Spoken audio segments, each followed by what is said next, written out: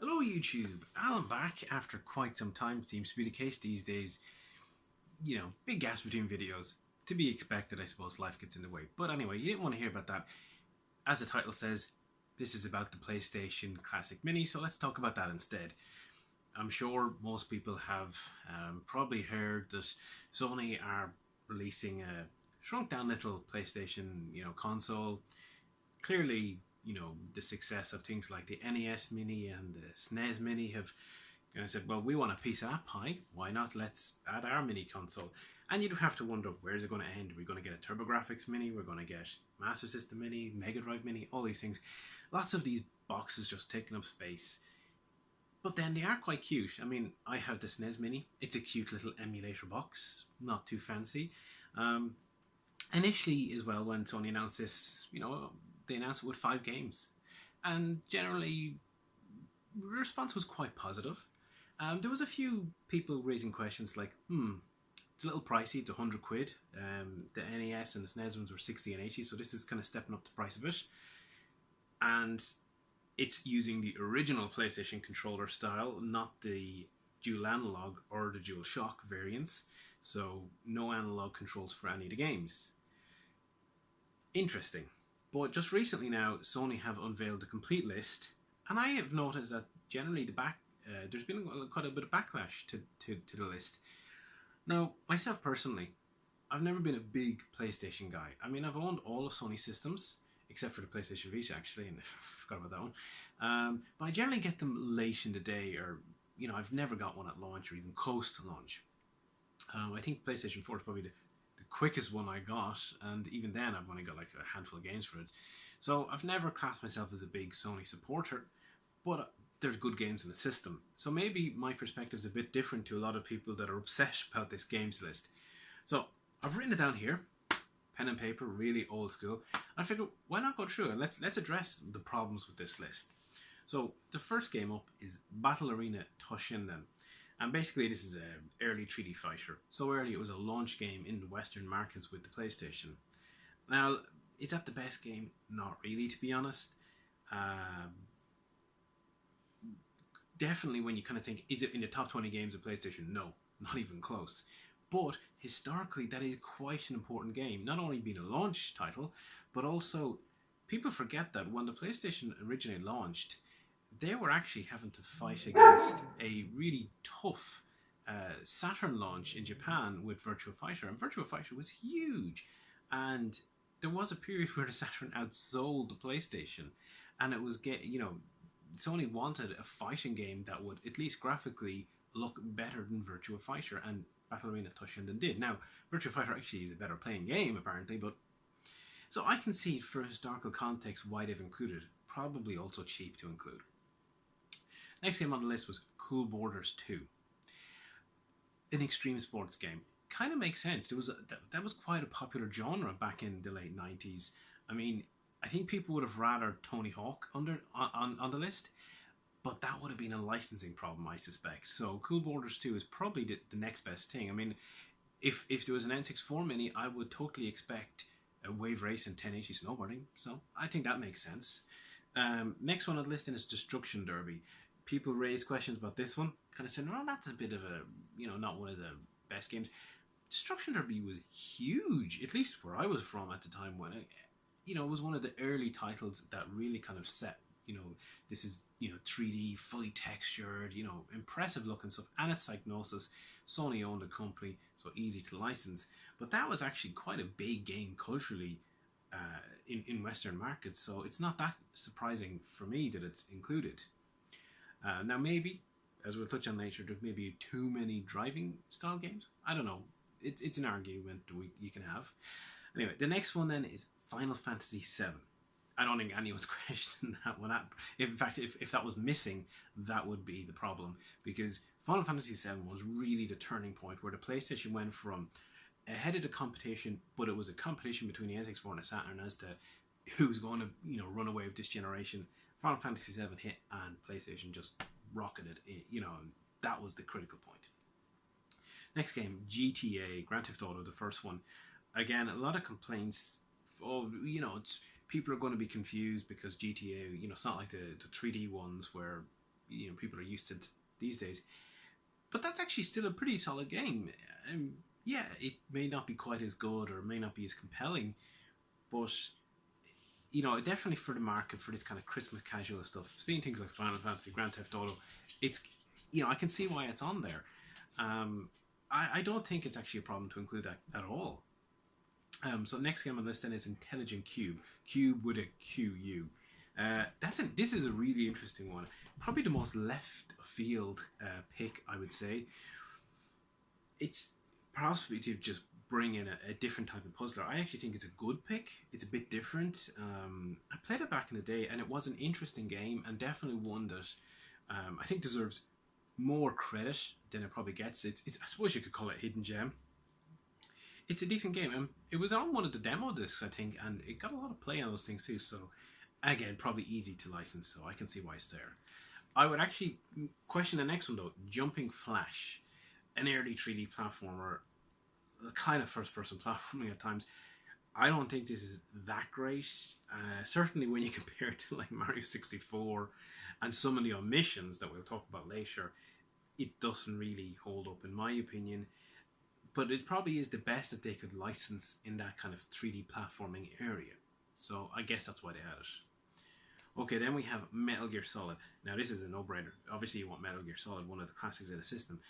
But then that does make me question, why did they not use a DualShock controller? Because Metal Gear Solid would play a lot better with that. So, I think they're scrimping a bit on cost there. And I actually never talked about the system. While we're talking about scrimping costs, yeah. So the system is, as you probably know, I kind of figure everyone knows, it's going to be like an ARM-based system on a chip system. And apparently it's going to be running rearmed PCSX, the open source emulator that basically anyone with an ARM device can run.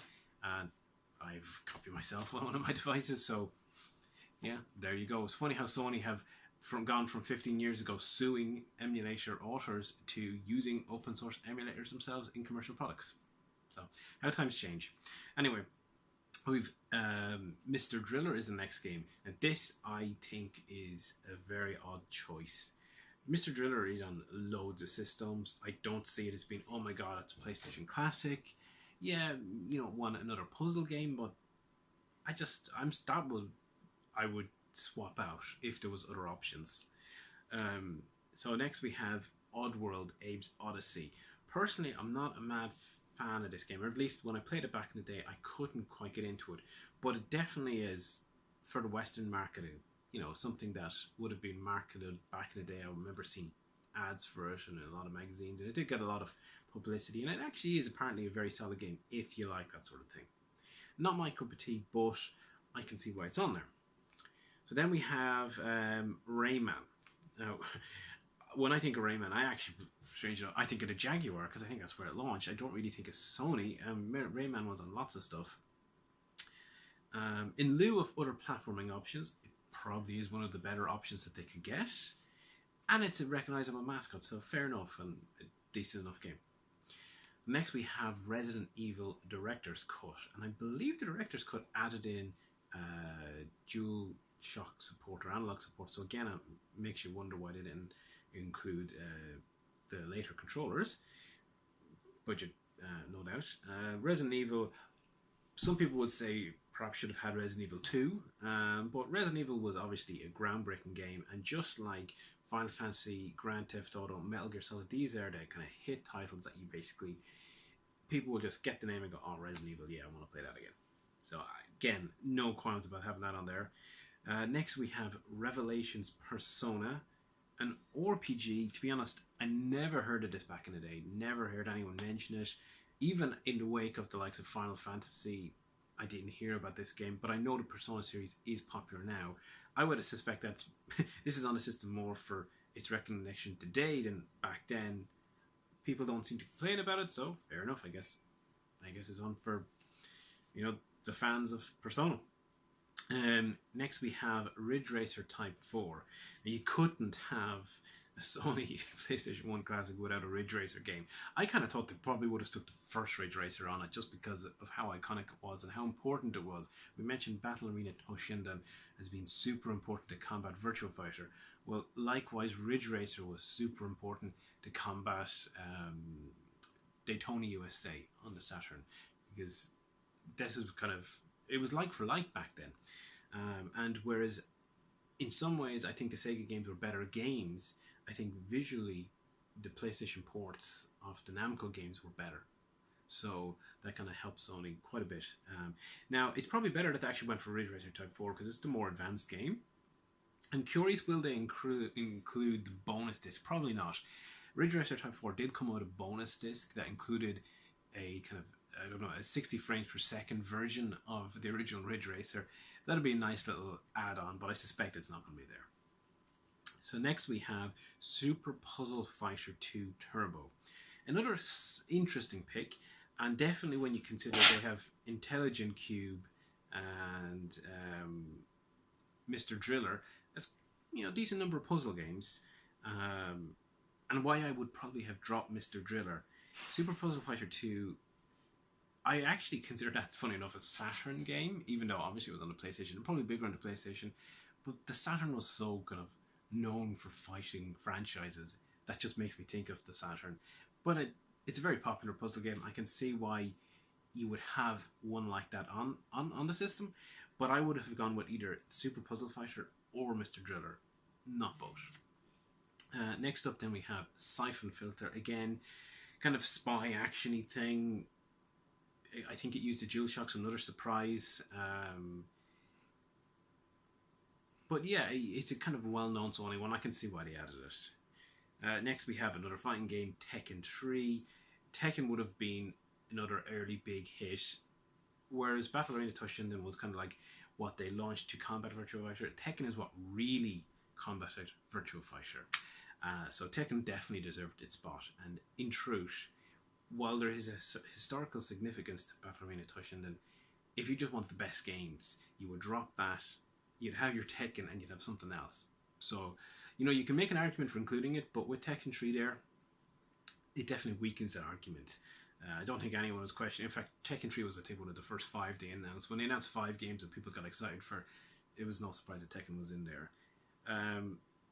So next up we have what I consider to be the biggest question mark in the whole lot is Tom Clancy's Rainbow Six. Presumably this was to have a first-person shooter, and the PlayStation 1 really isn't known for that genre. But out of all of the games, Tom Clancy's Rainbow Six is the most questionable one by far. If like, there's things like Medal of Honor, you could have had Doom, you could have had Quake. This is the, you know, that and Mr. Driller are the ones I go, no, I don't see them as making sense. They're definitely, I'd say, presumably cheaper license to fill up the list. So next we have Twisted Metal. Yes, it's another racing game, but it's a racing combat game, and it became a fairly popular, a fairly big Sony franchise. So again, I'm not surprised there. Some people were surprised it wasn't Twisted Metal 2. I can totally see that, but no, you know, no surprise. And then finally we have Wild Arms. I actually don't know what that is. I think it's an RPG or something, so I can't really comment. Now, naturally, people are going to say, well, hang on, where's Tomb Raider? Where's Spyro the Dragon? Where's Crash Bandicoot? Where's a bunch of stuff? And I've listed a few of them, like those ones. And the truth is, chances are, they just weren't possible for licensing reasons. So like, we talk about Spyro, we talk about Crash. They would be the platformers I would have included instead of Jumping Flash and Rayman. But they just had, you know, HD collection, you know, remastered collections. So I presume their licensing partners did not want to put them on this box for the reason that they would cut into their sales of their new products. I mentioned Tony Hawk again. That was probably a licensing issue. I was surprised. Yes, there's a few racing games, but I was surprised that Gran Turismo and Wipeout weren't included. Gran Turismo is, I think it actually might be the best-selling game on the PlayStation. It's certainly in the top 2 or 3. It was huge. Well, Gran Turismo 1 and Gran Turismo 2, I'm not too sure which one sold best, but they were huge. They were, again, after Final Fantasy VII hit, you had this kind of series of titles that just kind of boom, boom, boom, really kind of pushed the system further and further, and Gran Turismo was one of them. But there would be a lot of car licensing and stuff like that, so again, it was probably a licensing issue. Same goes for Wipeout. Initially, I thought, well, Sony owns Psygnosis, what would be the problem there?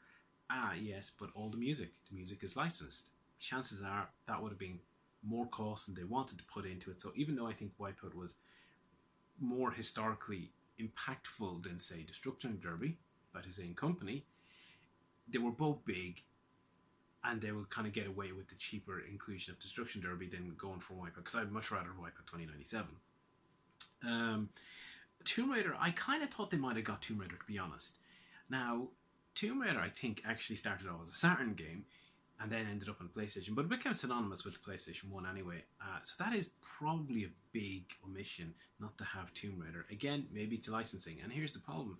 Most of Sony's content is from third parties. Really, it is. So if you can't license it for whatever reason, or if it's not cost effective to do that, you're just not going to get them. And that would apply to a PlayStation 2 Classic, PlayStation 3 Classic, and so on. One I was surprised initially that probably would have been easier to license would have been Parappa. Now, I have seen, sequels of that. It was only afterwards I heard that, because of its setup, it really doesn't work quite so well on some HD TVs. You get a bit of lag, and that kind of can impact the gameplay. So perhaps that's why they didn't include it. Don't know, but that also surprised me because, again, it was quite iconic. A bit quirky, kind of helps Sony answer some of the widen audience questions, not just for adult male gamers. Well, we got games that could appeal to lots of people. Another one I see lots of people talking about is Castlevania Symphony of the Night, and understandable. It's a very it's a big name franchise, and it's an incredibly popular game. Now, of course, that has to be licensed, and that has just been re-released on PSN as part of some Castlevania collection. So, no, that's why they didn't want it. Or Konami didn't want it on it. I would also say that if you're looking at historical impact at the time, Castlevania Symphony of the Night was a blip in the radar. There's a reason why it's expensive now. It didn't have that big of a wow factor for audiences in the mid to late 90s. People were looking for 3D games, and it largely got ignored. When people talk about Castlevania in the mid 90s, they were looking for the N64 release. When was that one coming out? Because Castlevania was going 3D. Konami thought as well that was the future for Castlevania. That's what they were putting their real development into. Now, we can look back and say, oh yeah, Castlevania on the N64 I think is more maligned than it should be, but Symphony of the Night's a better game. But on Destruction Derby had a bigger impact and probably sold much better than Castlevania Symphony of the Night. In fact, I'd say probably every game on this list sold better than Symphony of the Night. So, it's an interesting one. But overall, I think it's a fairly solid list. It really depends on how much do you like those games. Are they worth £100 to you? €100, £100, I think it's 90 sterling, something like that.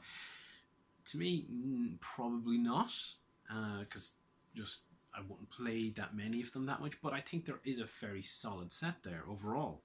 Now, the Japanese did actually get slightly different games. They got games, I can't remember which ones. A lot of the Western focused ones got taken off, but they got like Arc the Lad 1 and 2, Armored Core, Gradius Gaiden, Saga Frontier, Parasite Eve, GDRs, and I think they might have made something else. They got more shooters, they got more RPGs. Some people say, oh, we should have had those. But to be honest, in the West at the time, those had much lower impact. And if you were to, as a Christmas kind of gift for people, if on the box it has Saga Frontier or it has Grand Theft Auto, well, people are, your average kind of person looking for a gift, not necessarily a massive game, will go, oh, Grand Theft Auto, yeah, I know that. So I'm sure Sony are kind of mindful of that as well with some of these picks. They may not be the best 20 games. In fact, they are absolutely not the best 20 games. But for the kind of price proposition and the licensing costs that they want to play, they're probably the best they could get. It's also a case that, frankly, the library was huge. Distill down the history and the essence of the PlayStation into 20 games is very difficult when you have probably over 1,500 games.